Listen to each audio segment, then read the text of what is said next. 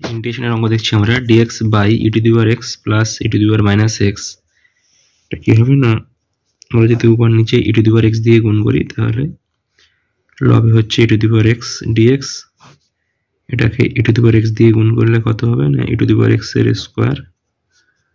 e to the power minus x K e to the power x দিয়ে গুণ করলে কত হয়ে যাবে না 1 হয়ে যাবে। এখন যদি আমরা e to the power x is equal to যদি আমরা z ধরি তাহলে কি হবে না e to the power x dx সেটা কত হয়ে যাবে না dz, তখন e to the power x dx সেটা আমরা কি বসাবো না dz বসাবো।